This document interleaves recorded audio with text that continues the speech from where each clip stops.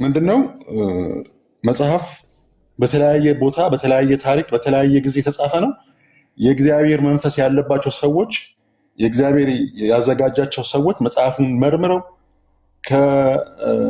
ከእግዚአብሔር መንፈስና ከእግዚአብሔር ስርዓትና ሕግ ጋር ይሄዳሉ የተባሉ ትክክለኞቹ የእግዚአብሔር መንፈስ ያለባቸው መጽሐፎች በአንድ ጠርዘው አቅርበውልናል። ያንን አባቶቻችን መርምረው አቅርበውታል ማለት ነው። ስለዚህ መጽሐፉ የእግዚአብሔር መንፈስ የለበትም ተብሎ የሚታመን ከሆነ በእያንዳንዱ መጽሐፍ መነጋገር ይቻላል እንጂ ለምሳሌ አሁን 4 ወንጌላውያን የጻፉትን ማን እንደሆኑ ተመዝግቦ ይገኛል።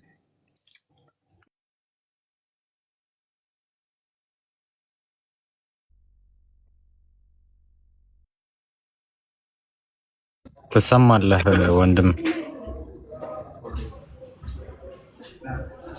ኦኬ አወራም ነው ተሰማ።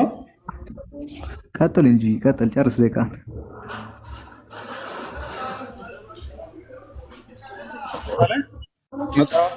መጽሐፍ ቅዱስ ላይ ያሉ መጽሐፎች የእግዚአብሔር መንፈስ ያደረባቸው የቅዱሳን እግዚአብሔር በቅዱስ መንፈሱ እየተመሩ የጻፉት መጽሐፍ በአጠቃላይ ይሄ አይደለም የምትለኝ ከሆነ በማንኛውም ማስረጃ ቀርበው ልትሞግተኝ ይችላል።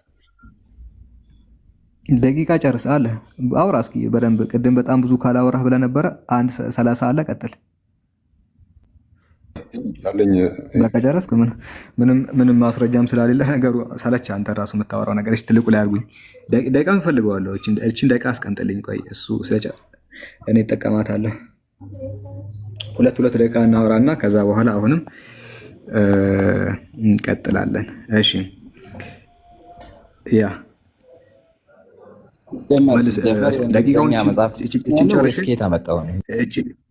እቺን ጨር።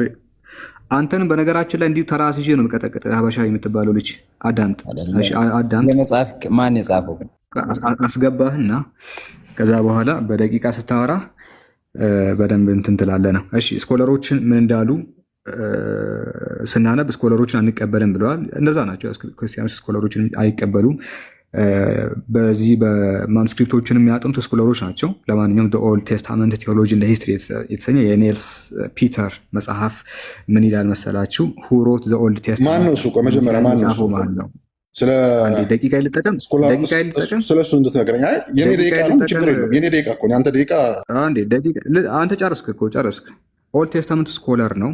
ኦልድ ቴስታመንት ስኮለር ነው። ማን ነው ልፈልግ? መምህር ሊቃውንት። በየትኛው ቤተ እምነት ነው? ስሙን ሰርች አድርገህ በየትኛው ቤተ እምነት ነው? አረ መረበሽ፣ እንዲህ መረባባሽ የለም። በነገራችን ላይ መረበሽ እውቀት ስላልሆነ ነው። ደቂቃን ተጠቀምና ጨርስ ያልኩ። እሺ ምን የረበሽኩ ሳይሆን እንዳውቀው ብዬ ነው። አንዴ በኋላ በሰዓት ታወራለህ። ቀጥል አንዴ። ከዛ 2 ደቂቃ ትይዝልኛለህ፣ ለእሱም 2 ደቂቃ ትሰጣለህ። እሺ 2 ትሰጠናለህ። ምን ይላል? Who wrote the Old Testament? Old Testament የጻፈው ማን ነው? is the most common question asked of Old Testament። እንግዲህ ስኮለሮች በጣም የሚጠየቁት ጥያቄ ነው። and the most difficult ለመመለስም በጣም ከባድ ሰውዬ ማን ነው እንድናውቅ። አንተ ሚውት አትሊስት ስሙ ይታወቃል እኮ ይኸው ኔልስ ፒተር ነው። ኦልድ ቴስታመንት ስኮለር ነው አልኩ እኮ። ይሄን ሰጥቻለሁ። የቀረውን ደግሞ አንተ በሰዓትህ ታወራለህ ነው። ሰዓት ይዘን ነው የምናወራው። ሰዓትን እየገደለብኝ ነው። በነገራችን ላይ ምንድን ነው የሚለው? ብሉይ ኪዳንን የጻፈው ማን ነው የሚለውን በተመለከተ ብዙ ጊዜ እንጠየቃለን አለ። ምንም ጥያቄ የለውም። ብሉይ ኪዳን የጻፈው ሙሴ ነው። ሙሴ እንደጻፈ አታምንም አንተ? በመጽሐፍ ቆይ በኋላ ወልድ ቃል በቃል እኮ ልናወራ ነው። ገና ቃል በቃል ነው የምናወራው። 1 ደቂቃ ልጠቀም፣ 2 ደቂቃ ልጠቀም። ውይይት እያደረግን ነው። 2 ደቂቃ ልጠቀም። ቆይ አሁን የኔ 2 ደቂቃ ልጠቀምና 2 ደቂቃ ትወስዳለህ አንተ። የአንተን 2 ደቂቃ ትወስድና ቃል በቃል እናወራለን። ያኔ ችግር የለውም ነው። ምንድን ነው ብሎ የጠየቀው? ሰዓቴን ድጋሚ ጣልቃ መጋባብኝ ከሆነ እየረበሽክ ነው። ፈርተሃል ማለት ነው። በነገራችን ለሚሆሩ ሰዎች ናቸው። 2 ደቂቃ ልጠቀም።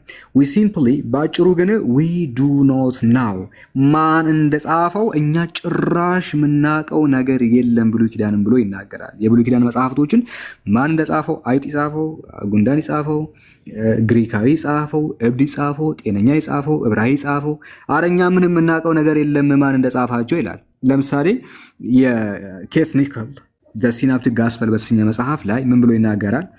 ኦል ደ ጋስፐል ኢን ኒው ቴስታመንት በአዲስ ኪዳን ውስጥ ያሉት ሁሉም ወንጌሎች አር አናኒመስ ወርክስ ማን እንደጻፋቸው ጭራሽ አይታወቅም። ዴር አውተርስ ዲድ ኖት ኤክስፕሊሲትሊ አይደንቲፋይ ዴምሰልፍስ ፎር አወር ቤኔፊት ጸሐፊያኑ መጽሐፉ ላይ ዘምሰልፍስ ራሳቸውን አልገለጹም፣ ማን እንደሆኑ አናቅም ብሎ ይመልሳል። እና እዚህ መጽሐፍ ላይም የቴክስቹዋል ክሪቲሲዝም ሊቃውንቶች ናቸው እነ ዴቪድ ኤም ካር እና ኮላን ካንዌይ በአን ኢንትሮዳክሽን ቱ ዘ ባይብል የተሰኘ መጽሐፍ ላይ የሉቃስ ወንጌል የማርቆስ በለለን እንጥራቸው እንጂ በእውነቱ ግን እነማን እንደጻፋቸው እኛም ጭራሽ የምናውቀው ነገር የለም ይላል። ጭራሽ እኛ ምንም የምናውቀው ነገር የለም።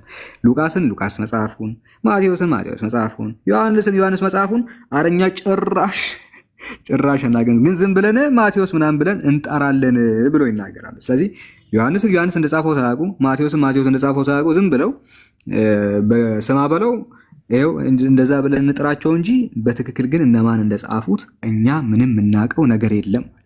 ለዛ ነው ቅድም የኢትዮጵያ ኦርቶዶክስ ተዋሕዶ ቤተክርስቲያን ራሷ ባዘጋጀችው የኢትዮጵያ መጽሐፍ ቅዱስ ማህበር እሷ በምትመራው እሷ በምታሳትመው የመጽሐፍ ቅዱስ መዝገበ ቃላት ላይ እያንዳንዱ መጽሐፈ ዜና መዋዕልን በሉት ኦሪት ዘፍጥረት ኦሪት ዘዳግምን በሉት የትኛውንም መጽሐፍ በሉት አይታወቅም አልታወቅም ባይታወቅም እያለች ነው ያስቀመጠችው የአንተው ቤተክርስቲያን። ምናልባት ኦርቶዶክስ ከሆንክ ጴንጤ መሆኑም ትችላለህ። አሁን ጴንጤዎቹ የሚቀበሉት መጽሐፍ ነው። ካቶሊክም ከሆንክ አታመልጥም። እያንዳንዱ መጽሐፍት ላይ የትኛውም እንደጻፈ አይታወቅም ብለው መልሰዋል። 2 ደቂቃ እንውሰድና አስተባብለህ ከዛ ጥያቄና መልስ እናደርጋለን። እሺ፣ ቃል በቃል እንጠያየቃለን። እቺን ደቂቃን ተጠቀመውን አውራ። ጥሩ። ምንድነው መሰለ አራቱ ወንጌላውያን በብዙ ምስክርነት አራቱን ወንጌል እንደጻፉ በማስረጃ ማቅረብ ይቻላል። አሁን እጄ ላይ ማስረጃው ስለሌለ ያለበት በአጋጣሚ ስለሆነ የገባሁት። ነገር ግን የመጽሐፍን ትክክለኝነት የሚያረጋግጡ ማን እንደጻፈው ስላልታወቀ ወይም እገሌ ነው የጻፈው ስለተባለ አይደለም። ለምሳሌ ቁርአንን የጻፉ ሰዎች 2-3 ጊዜ ጠፍቷል ቁርአን አይደል? እነዛ ሰዎች የጻፉት ሰዎች ስላልታወቁ በጣም ብዙ ሰዎች ናቸው የጻፉት። ምን ያህል ሰዎች እንደሆነ አይታወቅም። ብዙ ሰዎች ናቸው የጻፉት ቁርአን ከመሐመድ ማስረጃ እየነገርኩህ ነው። ማስረጃ ቁርአን የጻፈው ማን እንደሆነ አንተ ልትነግረኝ ትችላለህ? ማስረጃ ለምሳሌ አሁን ይኸውልህ አንተ ስታወራ እኔ ጸጥ ብዬ ነበር። እስቲ ማስረጃ ብቻ ነው ያወራሁት። ደቂቃውን አቁምለት። ቆይ ደቂቃ እንዳይሄድበት ያዝለትና እኔ ሳወራ በማስረጃ ነው ያለ ማስረጃ ነው ያወራሁት? አይ ማስረጃ ስጠይቅህ እኮ እኔ በኋላ አልከኝ። ማን ነው ሰው የጻፈው? አንተም ልክ እኔ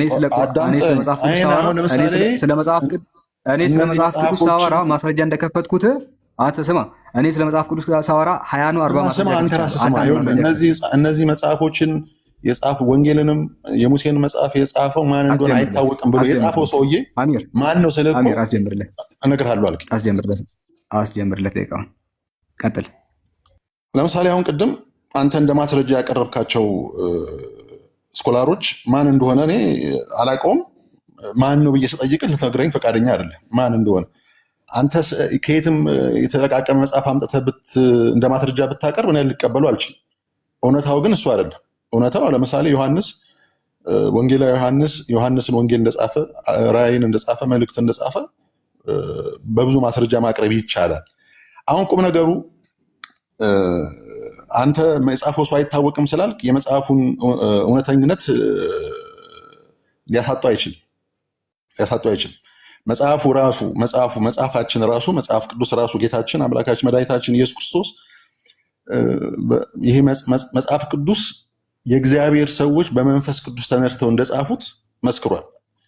ይሄ የመሰከረልን መጽሐፍ እያለ ሌላ አንድ ነጭ ከየትም መጥቶ ስለጻፈ የጻፈው አይታወቅም ስላለ አይደለም ስላለ ያን እንደ ማስረጃ ልታቀርብልኝ 8 ደቂቃ ስጠኝ። እኔ 8 ደቂቃ ለሱም 8 ደቂቃ ሰጠዋለሁ። 8 ደቂቃ ብዙ ነው። ችግር የለውም። እኔ እፈልጋለሁ ደቂቃ። አንተ ከፈለክ 2 ደቂቃ ብቻ ይሆንልሃል። ምንም ችግር የለውም። የጠየከው ሰውዬ ማን እንደሆነ በምን ዙሪያ እንደሚያጠና ሪሊጂየስ ባክግራውንድንም ሆነ አሁን እሱ ስላጠና የምትለው ሰውዬ የራሱን ኢንተረስት ነው እኮ እዛ ጋር የሚጽፍ ትጠይቃለህ። እሺ እኔ የመጀመሪያውን ጥያቄ ጠይቃለሁ። 8 ደቂቃ ይጀምር። ጀመረ። ጥያቄ ቁጥር 1 መጽሐፍ አስቴርን የጻፈው ማን ነው? ወልደ ዋህድ። ጥያቄ እየጠየኩ ነው። መጽሐፍ አስቴርን የጻፈው ማን ነው? የመጽሐፍ አስቴርን የታሪክ መጽሐፍ ማን ነው የጻፈው? ስሙ ማን እንደጻፈ አይታወቅም። ዜና መዋዕልን የጻፈው ማን ነው? እዛ ጋር እኮ ነግሮሃል እኮ ማን እንደጻፈው አይታወቅም። ዜና መዋዕልን የጻፈው ማን ነው? አልተመዘገበም። ማን እንደጻፈው አልተመዘገበም። እሺ፣ ትንቢተ አሞጽን የጻፈው ማን ነው? አሞጽ። ማስረጃ ክፈት። እሱ እንዳልጻፈው ማስረጃ ስጥ። ማስረጃ ክፈት። እኔ አልጻፈም እያልኩ እሱ እንዳልጻፈ መጽሐፉ የእሱ እንደሆነ ትንቢቱ የእሱ ስለሆነ እሱ እንደጻፈው ነው የሚታወቅ። ዜና መዋዕልን የጻፈው ማን ነው? እሱ አላውቅም። እሱ ማን እንደጻፈው ዜና መዋዕል ማን እንደጻፈው አላውቅም። አታውቅም? እኔ ነኝ ማለት ምንድን ነው ታዲያ የምታውቀው አንተ? ቆይ ሁሉንም ነው የማታውቀው? እሺ መጽሐፈ ዕዝራን የጻፈው ማን ነው? ዕዝራ። እስቲ ማስረጃ ክፈት። ራሱ መጽሐፈ ዕዝራ ራሱ መጽሐፉን እሱ እንደጻፈው ማስረጃ ክፈት። እንዳልጻፈው ማስረጃ ነበር የምከፍተው፣ ግን ማን ነው ብዬ ነው የጠየቅኩት እኔ። ራሱ መጽሐፉ ነው ማስረጃ። ሌላ ማስረጃ ኬት አመጣለሁ? ራሱ መጽሐፉ። እሺ ጥቅሱን ስጠኝ። ራሱ መጽሐፉ መጽሐፈ ዕዝራ እኮ እያለ ነው ስሙ ራሱ እየነገራል። ወገናችን ማስረጃ መጽሐፍ መሳፍንትን የጻፈው ማን ነው? እሱ አይታወቅም። የብዙ መሳፍንት ታሪክ ስለሆነ የታሪክ እሱን ምልኩ ብራዘር አይታወቅም። እሺ ሌላኛው የምጠይቅህ ትንቢተ ሚልክያስን የጻፈው ማን ነው? በማስረጃ ሚልክያስ ራሱ ማስረጃ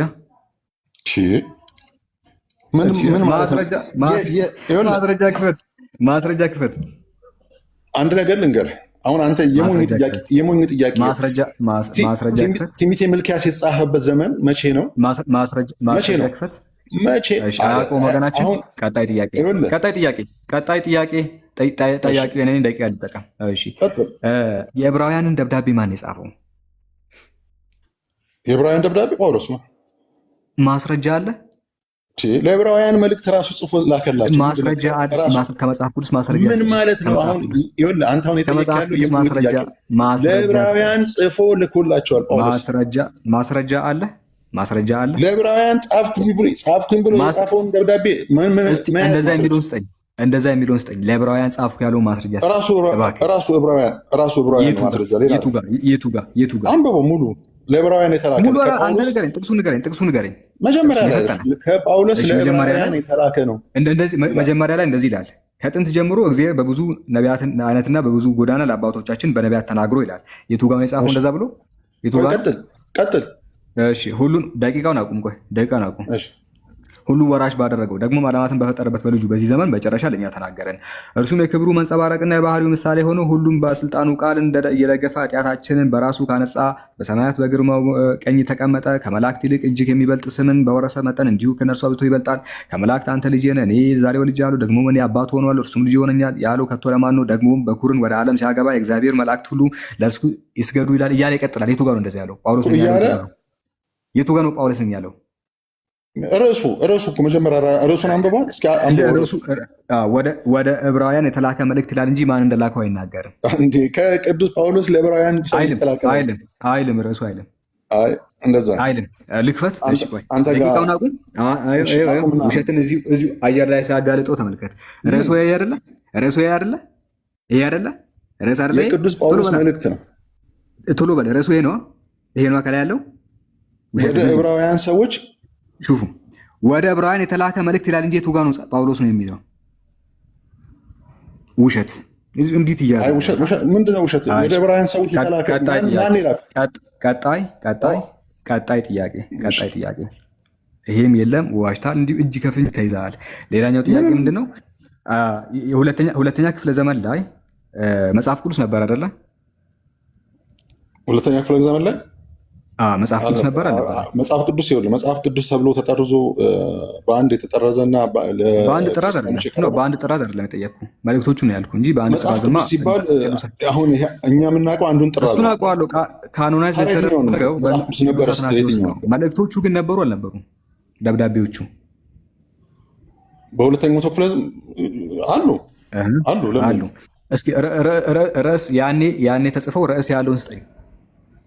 ኖ ማለት ያኔ ተጽፎ ርዕስ ያለ ሁለተኛ ክፍለ ዘመን ላይ ያለ የመጽሐፍ ቅዱስ ደክታባት አሉ የሉም? ብራናዎቹ ፍራግመንቶቹ ለምሳሌ የትኛው ፓፒራሶች ፓፒራስ 52 ፓፒራስ 33 ፓፒራስ 66 ፓፒራስ 79 የሚባሉ መጽሐፍት አሉ የሉም?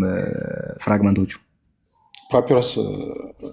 ፓፒራስ ማለት አታውቅም? ፓፒራስ ምን እንደሆነ ምንድን ነው እኮ ነገርኛ። ምን ችግር አታውቅም ወይ ማለት ዳቦ ነው። ምንም አታውቅም እንዴ? ምንም ስለ ፓፒራስ ምን እንደሆነ አልተማርክም? አልተማርኩም። ንገረኝ። ክርስቲያን ነህ? ንገረኝ። ምን አንተ ምን አስጨነቀህ? አንተ ምን ፓፒረስ ምን ማለት ነው? ማለት እንዴት ነው የማታውቁት ነው እናንተ? ቆይ ምንም ነው እንዴ የማታውቁት? እሺ ፓፒረስ እሺ ምንድን ነው? ፍራግመንት ምንድን ነው? እሺ ፍራግመንት ምንድን ነው እኮ ንገረኝ። ምንድን ነው ፍራግመንት? ይሄንንም አታውቅም? አላውቅም። እሺ ኮዴክስ ምንድን ነው? ምንም ነው እንዴ የማታውቀው? አንዱን አውቃለሁ አትልም እንዴ አንተ? ዝም ብሎ እንደው ለጨዋታው ድምቀት ያህል። እሺ ኮዴክስ ምንድን ነው? አሁን ለምሳሌ አንተ የምትናገረው ነገር እኔ የማውቀውን እንድመልስልህ የማይሆን ነገር እኔ ካወክ ብዬ ነው የምጠይቅህ። አላውቅም እኮ አልኩህ። አላውቅም። ይሄንን አታውቅም በፈጣ። እሺ ማኑስክሪፕት ምንድን ነው? እሺ ማኑስክሪፕት ታውቃለህ? ማኑስክሪፕት ታውቃለህ? እሺ አይን ታውቃለህ? ማሻአላህ ማሻአላህ። እሺ አንተ አይን ያውቃል። አንተ ልጁ ጎበዝ ነው። እሺ ማኑስክሪፕት ካወቅ ሁለተኛ ክፍለ ዘመን ላይ ማኑስክሪፕቶች አሉ።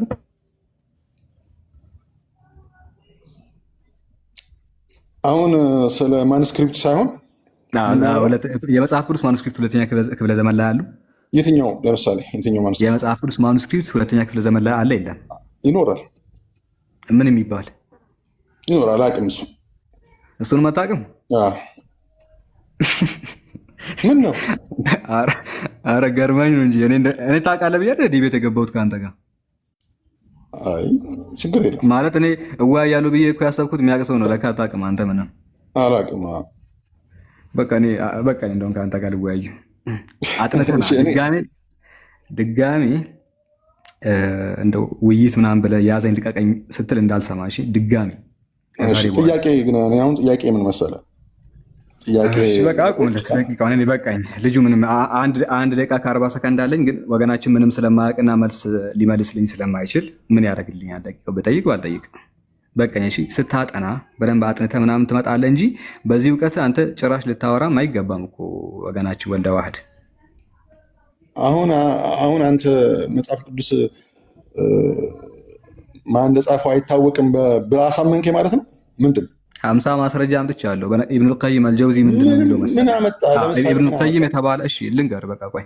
ኢብኑል ቀይም አልጀውዚያ አንድ መሀይም በመቶ ማስረጃ አያምንም ይላል። አንድ መሀይም 100 ማስረጃ ብታመጣለት አያምንልህም። አንድ ብልህ ሰው ግን በአንድ ማስረጃ ያምናል።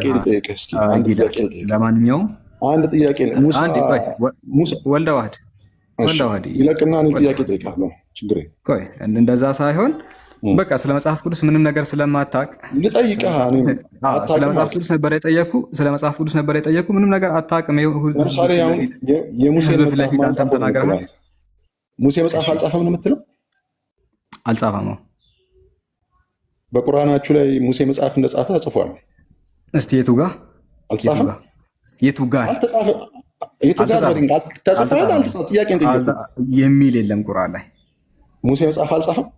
አዲስ ላይ የሚል አልጻፈም። ሙሴ አልጻፈም። ማስረጃ አለ? አይ ጥያቄ አልጻፈም ካልክ ችግር አልጻፈም የሚል ቁርአን ላይ እሱ ጽፎታል። የለም የሚል የለም ወገናችን። ሙሴ መጽሐፍ አልጻፈም እሺ ሚል አለ? አንተ ያነበብከው ነገር አለ? አይ ጥያቄ ጠየቅኩ ካለና የለም አልኩህ አይደል እንዴ? እኔ አልጻፈም አልኩህ እኮ። ለ11ኛ ጊዜ ልድገምልህ፣ እሱ ጽፎታል የሚል ነገር ቁርአን ላይ የለም። ለ12ኛ ጊዜ ልድገምልህ፣ ለ12ኛ ጊዜ ምክንያቱም በአንድ አይደለም አንተ የሚገባ መሰለኝ እና ለ12ኛ ጊዜም እሱ ጽፎታል የሚል ቁርአን ላይ። ቁርአንን ምን ያህል ሰዎች እንደጻፉ ይታወቃል?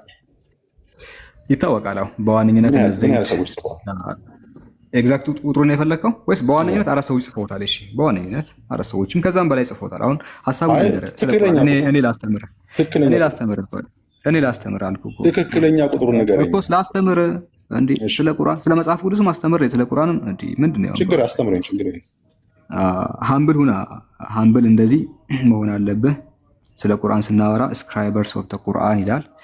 እነማን እንደሆኑ ቁርአንኛ እናውቃለን። ደስ የሚለው ፓርት ምን እንደሆነ ልንገርህ።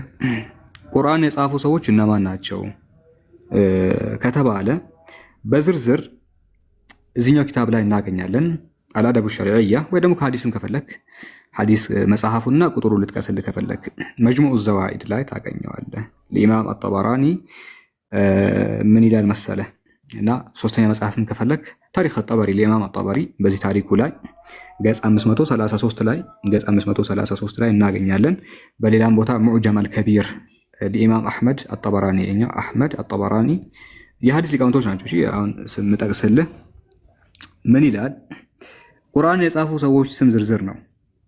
ከነሱ መካከል አን ዘይድ ኢብኑ ታቢት ዋነኛው ቁርአንን ከመጀመሪያው እስከ መጨረሻው የጻፈው ማለት ነው። ይሄ ዛሬ ህዝቡ የሚጠቀምበት ቁርአንን ከመጀመሪያው እስከ መጨረሻው የጻፈው እሱ ነው፣ ዘይድ ኢብኑ ታቢት።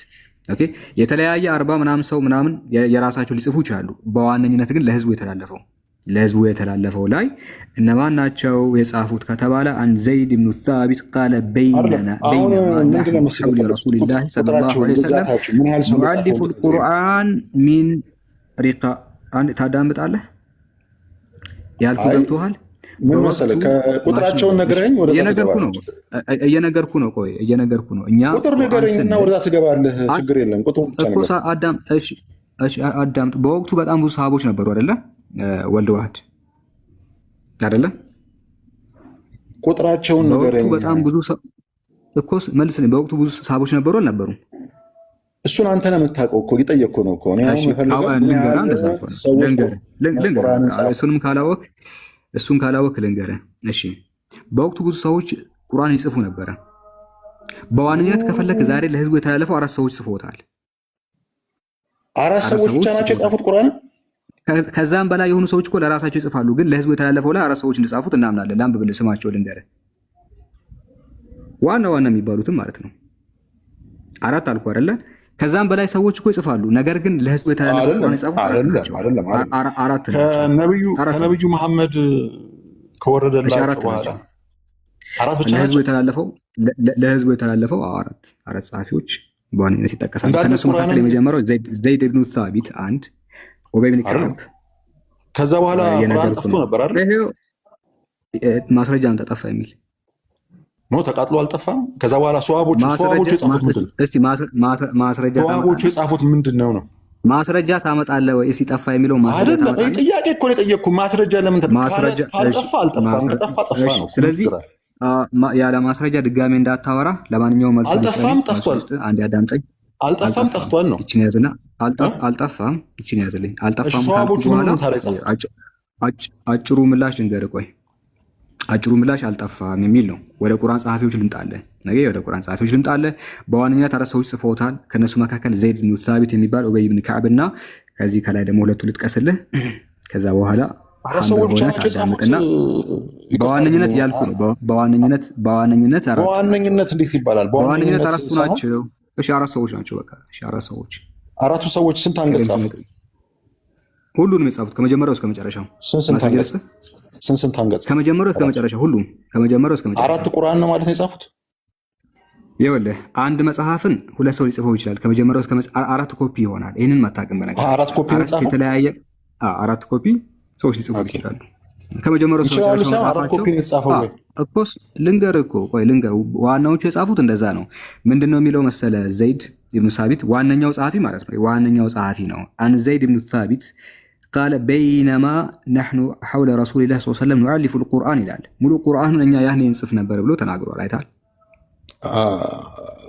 ስለዚህ ዘይድ ኢብኑ ታቢት በዋነኝነት ሰዋቦቹ ምንድን ነው የጻፉት? ይቅርታ ግር ስላለኝ ምንም ቅር እንዳይልህ በቃ ይሄ ግር ስላለኝ ነው። ሰዋቦቹ ምንድን ነው የጻፉት? ግር አለ ቁርአን የጻፉት አልኩ እኮ ወገናችን። ኦኬ ቁርአን ጽፈዋል። ስንት ቁርአን ነው ታቸው ላይ የተጻፈው ማለት ነው? አንድ ቁርአን፣ አንድ ብቻ ሳይሆን አንድና ብቸኛ ደዋን እንደ ኦንሊ ቁርአን የተጻፈ ነበር። አንድ ብቻ የተጻፈው? አይ ምን እነዛ ሁሉ ታዲያ ምንድን ነው የጻፉት?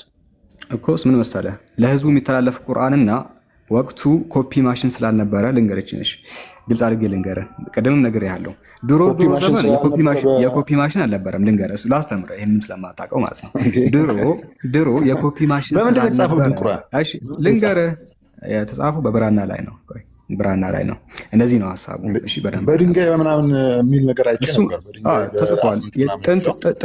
ጥንት ከነቢዩ በፊትም ከነቢዩ በኋላ የወረቀት ልምዱ ስርዓቱም እንደዚህ በጣም በብዛት ስላልነበረ በድንጋይም በአጥንትም በወረቀቶችን ይጻፍ ነበረ። ብራናም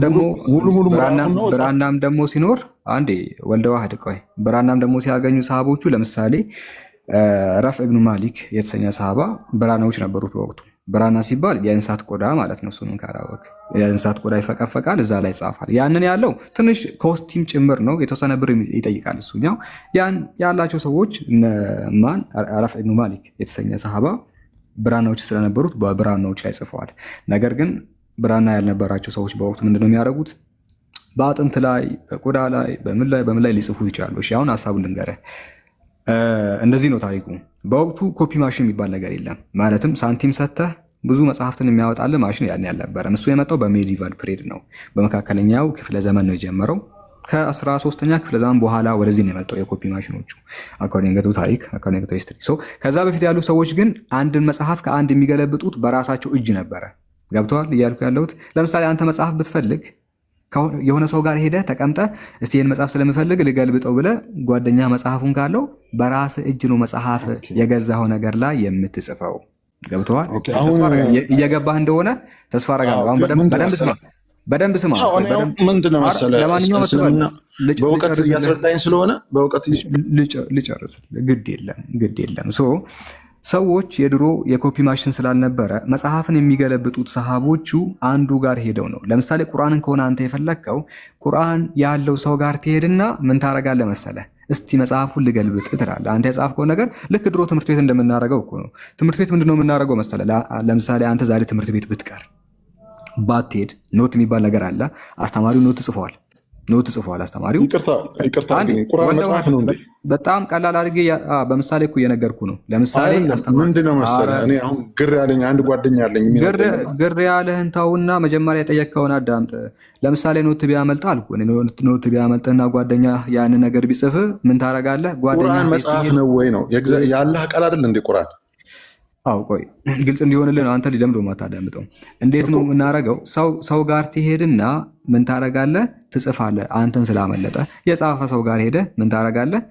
የጻፍክ ያመለጠህን ነገር ታገኛለህ። ስለዚህ ሰሃቦች አንድ በላይ ቁርአን ያላህ ቃል አይደለ ወይ ነው የኔ ጥያቄ እኮ። አረ ስለዚህ ጥያቄውን እንግዲህ ወገናችን ምንድነው መሰለህ ምንም ላረግላችሁ ያላህ ቃል ነው። ያላህ ቃል ደግሞ እንደዚህ ምንድነው መሰለህ አሁን አንድ ጓደኛዬ ሙስሊም አንድ የጠየቀኝ የነገረኝ ነገር ነበር። ግልጽ እንዲሆንልኝ ነው አሁን እየጠየቅኩ ያሉት። ያኛው ገብቷል? መጀመሪያ የጠየቀው ከማለፍ በፊት አይ ምንድነው መሰለህ አሁን አንተ መጀመሪያ የጠየቀው ገብቶ መጀመሪያ ብዙ ናቸው የጻፉት ጓደኛ ሄድከው ቁርአን የጻፉት ብዙ ናቸው አልከኝ። እነማን እንደሆኑ ይታወቃሉ? እሱን ይታወቃሉ። ሁሉ ስማቸው ይታወቃል። ከነ አያታቸውም ጭምር ይታወቃሉ እኮ አንተ ስለማታውቃቸው። ቁጥራቸው ግን ስንት ነው? ወአለይኩም ሰላም ወራህመቱላሂ ኡስታዝ። አይደለም ቁጥራቸውን ሳትነግረኝ እንዴት እንደሚጻፍ መረዳት አልፈለግም። አራት ነው ትለኛለህ፣ እንደገና ብዙ ናቸው ትለኛለህ። ግራ ያጋባኝ እኮ አንተ። ቆይ ወልደዋድ ሚዩት አድርግ። ምን መሰለህ ማለት ጥያቄ ይጠይቅህና ልክ ስትመልስለት ሌላ ጥያቄ ይጠይቃል። አሁን እያዳከመ ነው ያለው። ስለዚህ ምን ታደርጋለህ? ስፔሲፋይ ደቂቃ ያያዝለትና 3 ደቂቃ ይሰጡትና ከዛ ደቂቃ ስፔሲፋይ የሆኑ ጥያቄዎች አንዳንድ ጥያቄዎች ይጠይቅና ከጨረሰ በኋላ በሰላም ተለያይታችሁ ሌላ ሰው ደግሞ ይገባል። እንደዛ ይሻላል እንጂ አሁን በጣም እየደከመ ነው ያለው። ምንም አሚር 3 ደቂቃ ያዝለትና አንዳንድ ጥያቄዎችን ጠይቀው 3 ደቂቃው ሲያልቅ በቃ ያበቃል። ያለዛ አሰልቺ ነው የሚሆነው። እሱም እየደከመው ነው ያለው።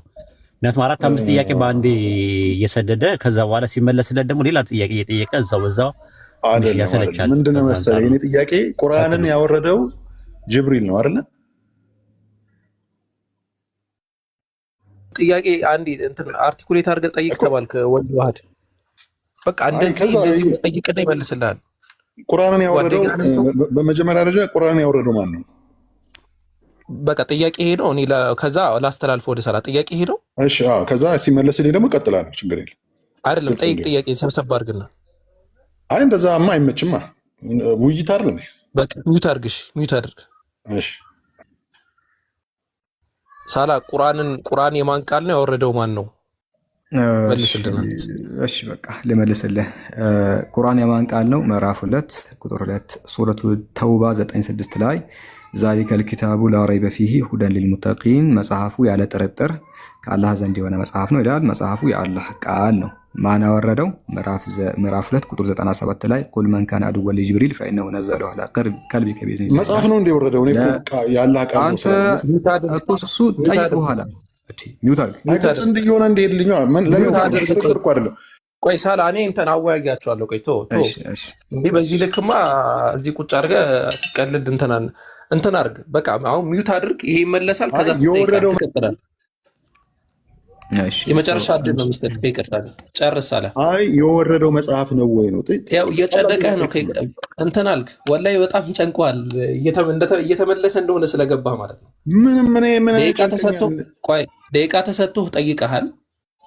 ጥያቄህን ይመልስልሃል። ሁለተኛ ጥያቄ ደግሞ መጽሐፍ ነው የወረደው የአላህ ቃል ልመልስልህ። እሱንም ልመልስልህ። ቀጥል ሳላ፣ ከዛ ይገባል። ቀጥል። ቁርአን የማን ቃል ነው? የአላህ ቃል። ማስረጃ ምዕራፍ 2 ቁጥር 2 ላይ፣ ማስረጃ ምዕራፍ 9 ቁጥር 6 ላይ የአላህ ቃል ነው የሚሉትን እነዚህን ቁርአኑም ኮንፈርም ያደርጋል። ማን ነው ያወረደው የሚለውን በተመለከተ ምዕራፍ 2 ቁጥር 97 ላይ ጅብሪል ራሱ መልአኩ ገብርኤል ከአላህ ዘንድ ተቀብሎ በልብህ ላይ አውርዶታልና ይላል። ስለዚህ ይህ ግልጽ ነው። መጽሐፍ ነው ወይ የወረደው ይላል። ምክንያቱም ዛሊከል ኪታብ ይላል ቁርአን፣ ኪታብ ብሎ ይገልጻል።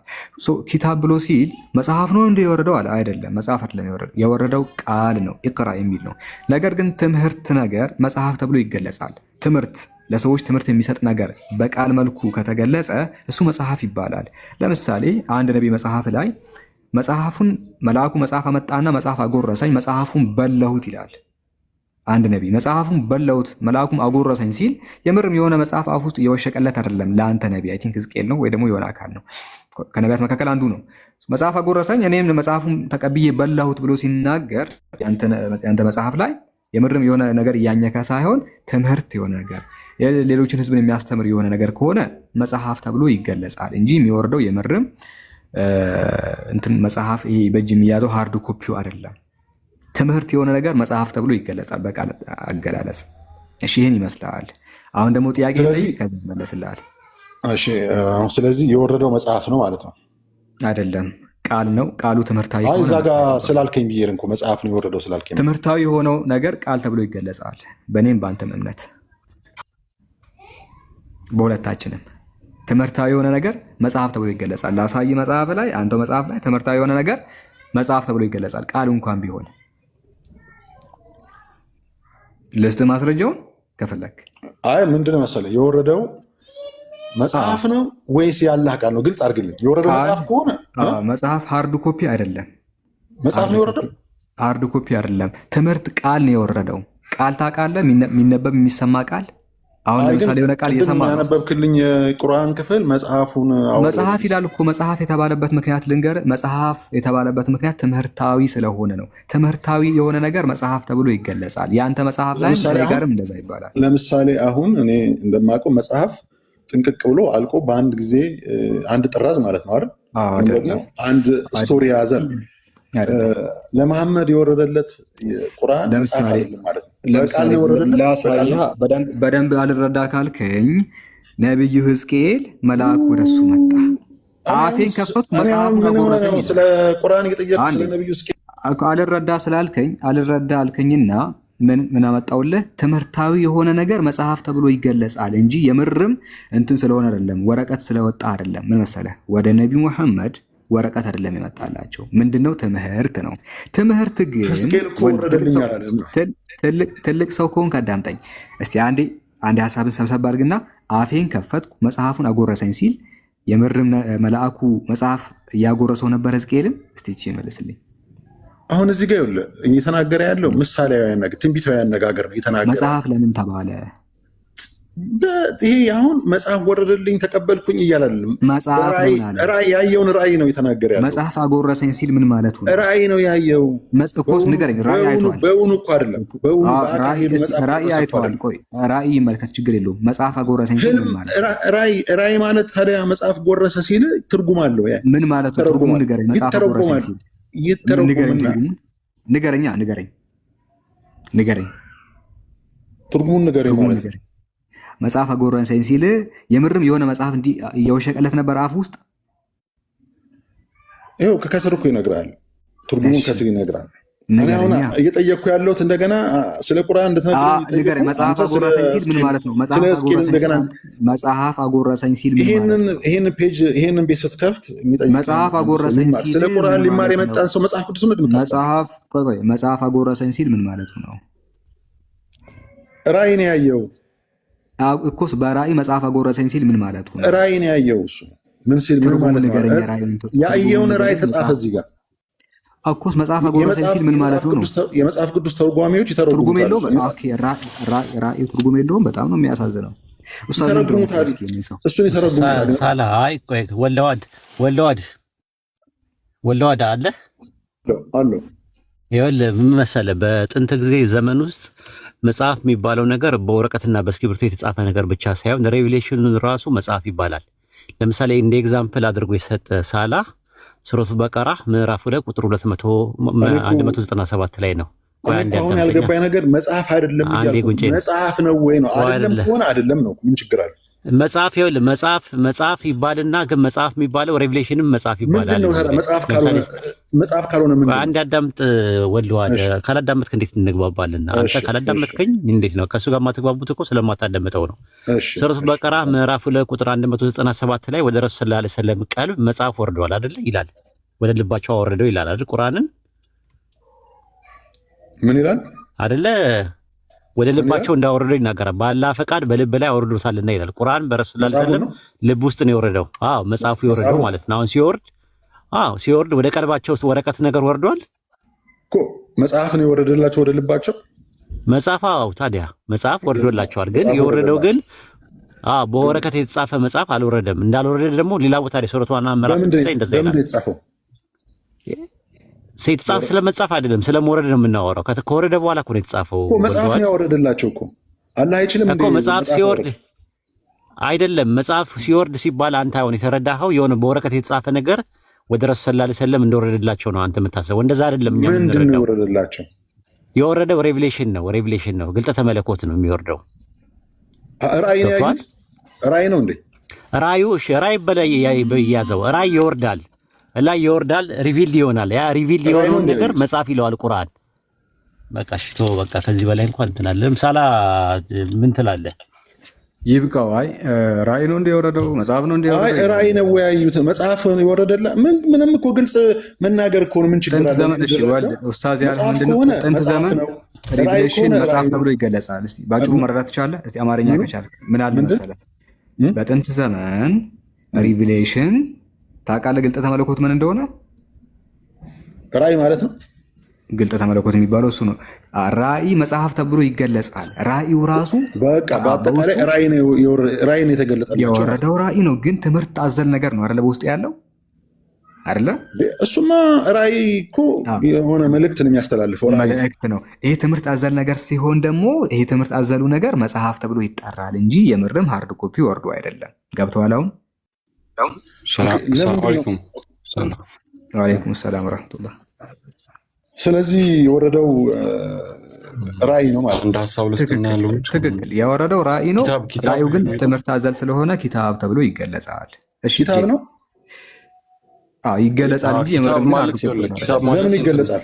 ራእይ ከሆነ ቆይ ለልጁ ኪታብ ማለት መሰብሰብ ማለት ነው። እሺ አይ መጽሐፍ ማለት ኪታብ ማለት መሰብሰብ ማለት ነው። አይ መጽሐፍ ማለት ነው። በአማርኛ ቆይ አንድ አዳምጠኝ ላውራ። እሺ አታቋርጥ። እሺ ኪታብ ማለት መሰብሰብ ማለት ነው። ኪታብ ማለት መሰብሰብ ማለት ነው።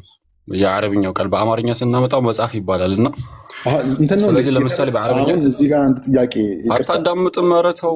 እሺ መሰብሰብ ማለት ነው። ቆይ ልጨርስ። እሺ ስጨርስ ነው የምታወራው። እሺ ሚዩት እንዳታነሳ አሁን። እሺ አውርቶ እስከሚጨርስ ሚዩት እንዳታነሳ። ችግር የለም። እሺ ራስህን ታች ነው የምታገኘው። ይጨርስ፣ ችግር የለም። ኪታብ ማለት መሰብሰብ ማለት ነው። በአማርኛ ስናመጣው መጽሐፍ ይባላል። ለምንድነው ቁርአን ኪታብ የተባለው ሲባል በውስጡ ትእዛዛቶችና ክልከላዎች አሉ፣ ሰብስበዋል። ትእዛዛቶችና ክልከላዎችን ሰብስበዋል። እነዛ ትእዛዛቶች ሰዎችን ወደ እውነት የሚመሩ፣ ክልከላዎች ደግሞ ከውሸት የሚያስወጡ የሆኑ ትእዛዛትና ክልከላዎች ስለሰበሰበ ኪታብ ተባለ። የሰበሰበ ተባለ። ኪታብ ማለት የሰበሰበ ማለት በአማርኛ ሲተረጉሙት መጽሐፍ አሉት። መጽሐፍ ሲባል ይሄ መሰብሰብ ነው፣ አንቀጾችን በአንድ ምዕራፍ ውስጥ መሰብሰብ፣ በዛ የሚልም ትርጉም አለው፣ በዛ መልኩ ማለት ነው። ታዲያ ለምንድን ነው ሲባል ለሁለት ምክንያት ነው ያሉ። ምንድን ነው ሲባል ለሁለት ምክንያት ነው አሉ። የመጀመሪያው በውስጡ ትእዛዛትና ክልከላዎችን ሰዎችን ወደ እውነት የሚመራ ስለሰበሰበ ነው አሉ። ሁለተኛ ደግሞ ወደፊት እንደሚጻፍ ለማመልከት ነው በሚል ገልጸውታል ማለት ነው። በአጭሩ መሰብሰብ ማለት ነው ኪታብ በዚህ መልኩ ነው የምንረዳው። ሳላ ቀጥላ። እሺ እስቲ ሌላ ሀሳብ አለ ወልድ? ስለዚህ ያልተሰበሰበ ነበረ፣ ያ ያልተሰበሰበው ኪታብ ተባለ ነው። አረ በጣም ተገልብጦ ነው እንዴ የምትሰማው? ያልተሰበሰበ ኪታብ ሲሆን ተሰበሰበ ነው። ይኸውልህ ኪታብ የሚለው የአረብኛው ቃል ከተበ በሚል ይመጣል፣ ተሰበሰበ በሚል ይመጣል። ስብስብ ስለሆነም ኪታብ ይባላል። ተጻፈም ብቻ ሳይሆን ተሰበሰበ ነው ራሱ። መጽሐፍ ራሱ አሁን ለምሳሌ ክታብ የሚባል ነገር አለ፣ የግዕዝ ቃል። ክታብ የሚለው ቃል ከተበ ነው፣ ተመሳሳይ ነው ራሱ። ሳላይ ኤግዛምፕል በጣም አሪፍ ኤግዛምፕል ነው። ትንቢተ ሕዝቅኤል ምዕራፍ 3 ቁጥር 2 ላይ ምንድን ነው ያለው? መጽሐፍን ብላ አለው ይላል። መጽሐፉን በላውት ይላል። የበላው ምንድን ነው? ወረቀት ነው የበላው ወይስ ስለ ቃሉን ነው? ቃሉን ስለመቀበል ነው የሚያወራው። እሱ ራእይ ነው ያየው።